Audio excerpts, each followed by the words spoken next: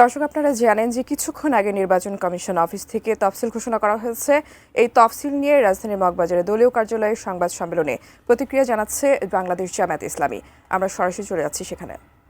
আট দলের শীর্ষ নেতৃবৃন্দ বসবেন, সেটা আলোচনা চলছে এবং খুব শীঘ্রই বসে আট দল চলমান, আমরা আট দল যারা আন্দোলনে আছি তাদের পক্ষ থেকে প্রার্থী চূড়ান্ত হলে আমরা ঘোষণা করব এবং সেটা খুব বেশি সময় লাগবে না, ইনশাআল্লাহ আপনাদেরকে আমরা জানাবো।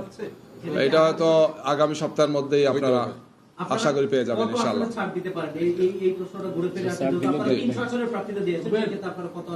32 ইঞ্চি জেভিকো টিভি এখন মাত্র 15,000 টাকায়, সাথে পাচ্ছেন 3 বছরের প্যানেল ওয়ারেন্টি। আমাদের লক্ষ্য হচ্ছে যে আমরা যাতে সর্বোচ্চ সংখ্যক আসনে বিজয়ী হতে পারি। এই জন্য আমরা নেতৃবৃন্দ সেটা বিবেচনায় নেবেন যে যাকে যেখানে দিলে তিনি বিজয়ী হতে পারেন, আমরা সেই প্রার্থী দেওয়ার চেষ্টা করব এবং সবাই মিলে সেই প্রার্থীকে বা সেই দলের যিনি থাকবেন তাকে পাশ করে আনার জন্য আমাদের সমস্ত শক্তি সামর্থ্য দেওয়ার চেষ্টা করব।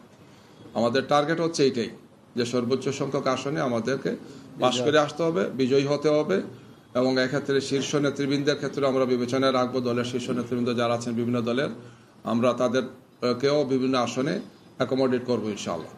এই সবগুলো বিষয়ের এবং সব প্রশ্নের উত্তর ইনশাআল্লাহ আগামী সপ্তাহে আশা করি আপনারা পেয়ে যাবেন।